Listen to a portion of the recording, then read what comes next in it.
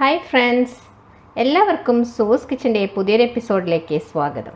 നമ്മളിന്ന് ചെയ്യുന്നത് ഒരു അണ്ടിയുണ്ടയുടെ റെസിപ്പിയാണ് കേട്ടോ. ചില സ്ഥലങ്ങളിൽ ഇതിനെ അണ്ടിപ്പുട്ട് എന്നും പറയും. അപ്പോൾ അടിപൊളി ടേസ്റ്റാണ് കേട്ടോ. പണ്ട് കാലത്തൊക്കെ എല്ലാ വീടുകളിലും ഉണ്ടാക്കുന്ന ഒരു സ്നാക്ക് ഐറ്റമാണിത്.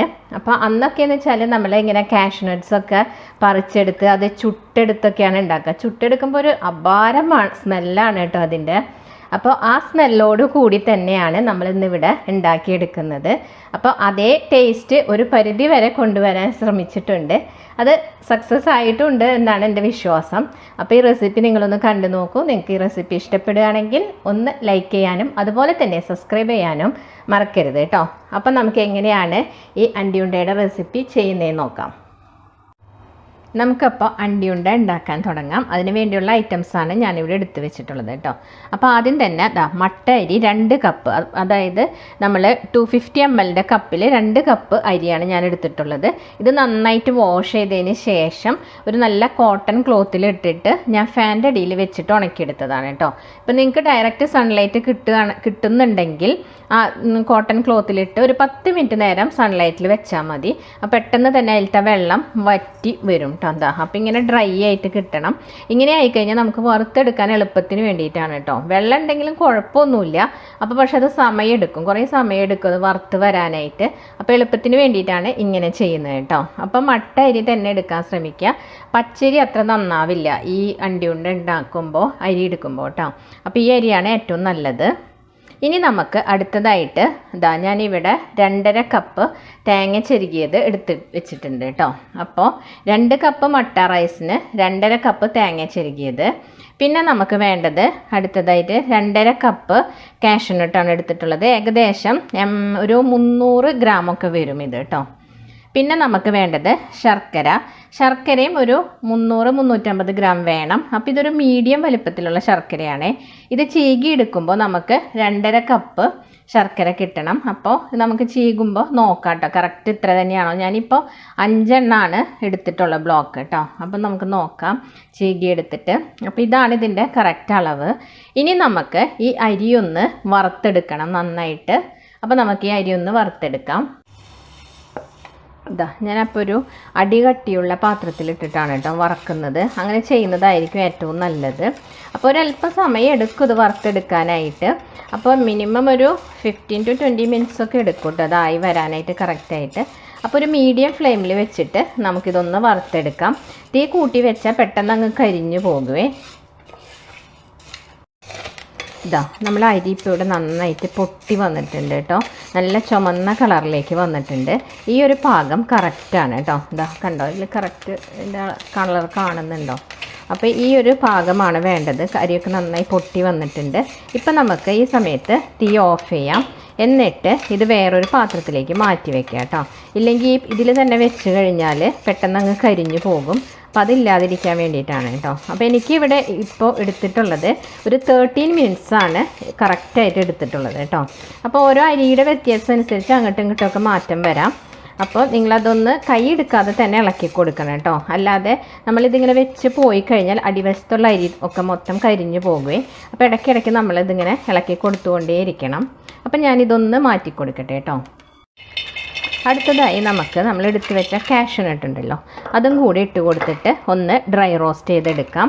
കാരണം എന്താണെന്ന് വെച്ചാൽ ഇതിപ്പം വേണമെങ്കിൽ ഡയറക്റ്റ് നമുക്കിങ്ങനെ ഇട്ടിട്ട് ഉണ്ട ഉണ്ടാക്കാവുന്നതേ ഉള്ളൂ. പക്ഷേ ഇങ്ങനെ ഡ്രൈ റോസ്റ്റ് ചെയ്യുമ്പോൾ നല്ലൊരു സ്മെല്ല് വരും കേട്ടോ. ഇതിങ്ങനെ പണ്ട് കാലത്തൊക്കെ ഉണ്ടാക്കുന്നത് എങ്ങനെയാണെന്ന് വെച്ചാൽ നമ്മൾ ഈ പറങ്കി അണ്ടി ഉണ്ടല്ലോ അതെടുത്ത് അത് ചുട്ടിട്ടൊക്കെയാണ് അത് ഉണ്ടാക്കുന്നത് കേട്ടോ. അപ്പോൾ ആ ചുട്ടെടുക്കുന്ന സമയത്ത് അതിനൊരു പ്രത്യേക മണം വരുവേ.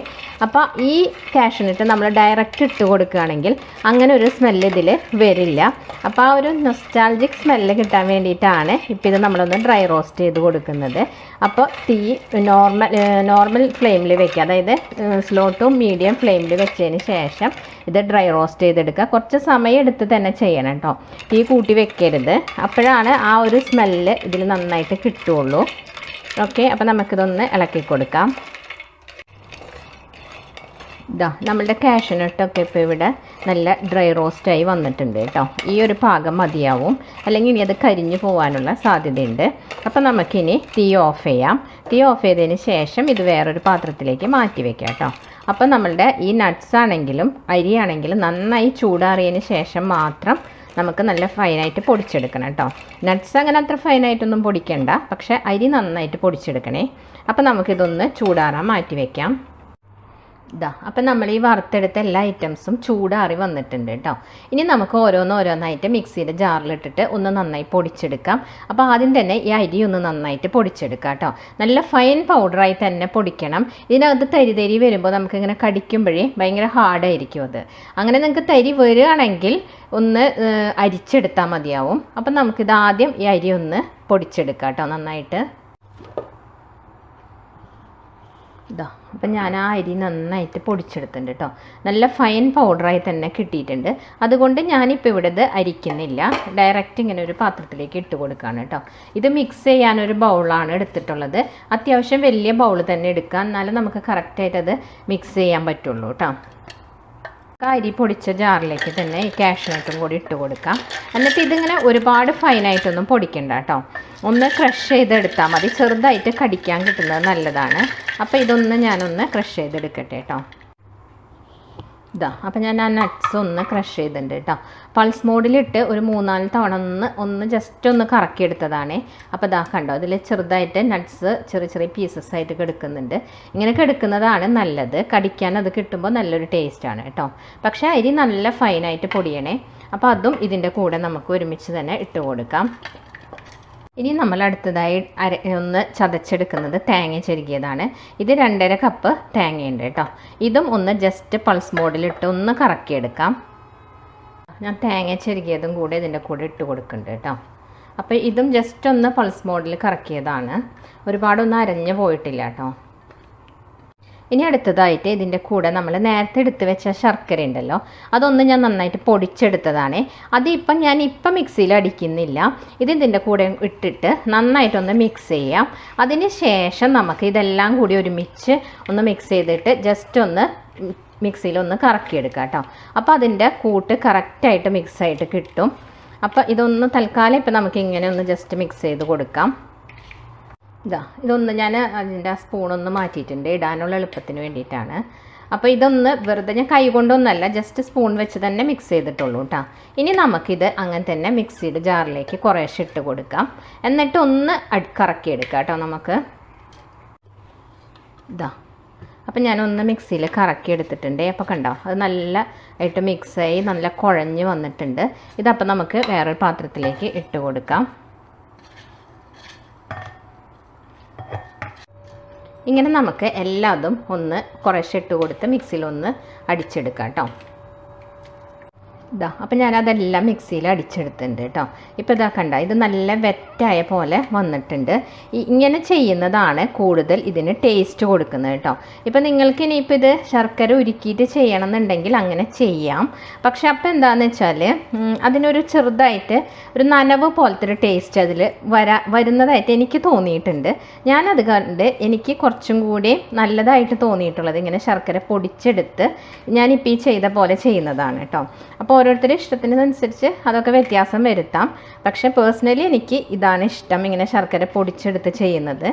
ഇനി നമുക്കിത് നന്നായിട്ട് കൈവച്ച് മിക്സ് ചെയ്ത് കൊടുക്കാം. ഇപ്പം ഞാനിവിടെ നന്നായിട്ടൊന്ന് മിക്സ് ചെയ്ത് കൊടുത്തിട്ടുണ്ട് കേട്ടോ. നമ്മളിതിനകത്ത് നെയ്യോ എണ്ണയോ വേറെ ഒരു സാധനങ്ങളോ ഉപയോഗിച്ചിട്ടില്ല. പക്ഷെ നോക്കി കണ്ടോ, ഇതിൽ നിറയെ നട്ട്സിൻ്റെ എണ്ണയാണ് കാണുന്നത്. ഇനി നമുക്ക് ആവശ്യമുള്ള വലുപ്പത്തിൽ ഒരു ബോളിൻ്റെ ഷേപ്പിൽ ഇത് ഉരുട്ടിയെടുക്കാം.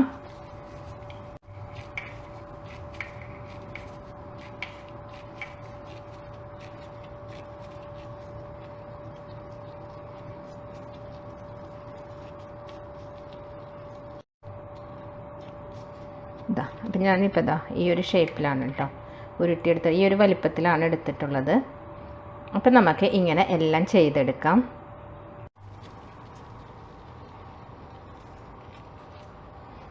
അങ്ങനെ നമ്മൾ അവസാനത്തെ കാഷ്യൂനട്ട് ബോളും ഇവിടെ റെഡി ആയിട്ടുണ്ട് കേട്ടോ.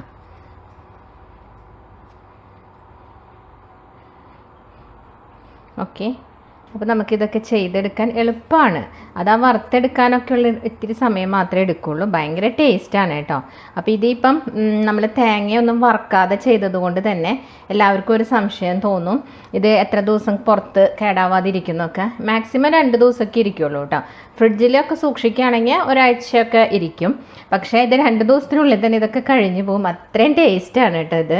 അപ്പോൾ നിങ്ങൾ ഇതുവരെ ട്രൈ ചെയ്ത് നോക്കിയിട്ടില്ലെങ്കിൽ ഒന്ന് ട്രൈ ചെയ്ത് നോക്കൂ കേട്ടോ. എൻ്റെ നിങ്ങളുടെ അഭിപ്രായങ്ങൾ കമൻറ്റ് ചെയ്യാനും അതുപോലെ തന്നെ ഇഷ്ടപ്പെട്ടാൽ ലൈക്ക് ചെയ്യാനും മറക്കരുതേ. അപ്പോൾ നമുക്ക് അടുത്തൊരു പുതിയ വീഡിയോയുമായി കാണുന്നവരേക്കും bye. Thanks for watching Suvoos kitchen.